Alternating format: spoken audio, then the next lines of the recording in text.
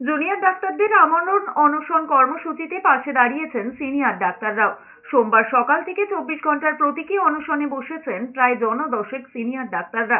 জুনিয়রদের আন্দোলনের প্রতি সংহতির বার্তা দিতেই এই প্রতীকী অনশন তাদের।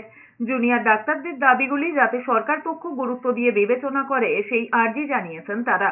জুনিয়র ডাক্তারদের দাবিগুলো মানলে স্বাস্থ্য ব্যবস্থার সার্বিক উন্নতি হবে বলে মনে করছেন তারা।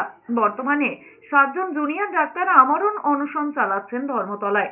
কলকাতা মেডিকেল কলেজের পিডিটি অনুষ্ঠুপ মুখোপাধ্যায়, তনয়া পাঁজা এবং ক্যান্সার বিভাগের সিনিয়র রেসিডেন্ট স্নিগ্ধা হাজরা বসেছেন অনশনে।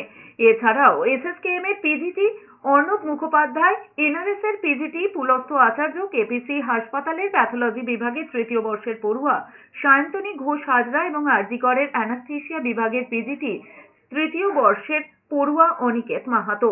আরজি করের নির্যাতিতার বিচার, হাসপাতালগুলির পরিকাঠামো এবং নিরাপত্তার ক্ষেত্রে 10 দফা দাবিতে শনিবার রাত 8:30 থেকে শুরু হয়েছে আমরণ অনশন।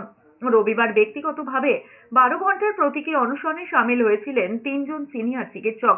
2 জন ছিলেন সরকারি হাসপাতালের সিনিয়র ডাক্তার এবং 1 জন ছিলেন কলকাতার এক বেসরকারি হাসপাতালের। পাশাপাশি নাগরিক মঞ্চের এক প্রতিনিধিও রবিবার বসেছিলেন 12 ঘন্টার প্রতীকী অনশনে। আরজিকর মেডিকেল কলেজের পক্ষ থেকে আমি ডাক্তার অনিকেত মাহাতো, ওয়েস্ট বেঙ্গল জুনিয়র ডক্টরসের যে 10 দফা দাবি আছে সেই দাবিকে সামনে রেখে আজ থেকে আমরণ অনশনের কর্মসূচি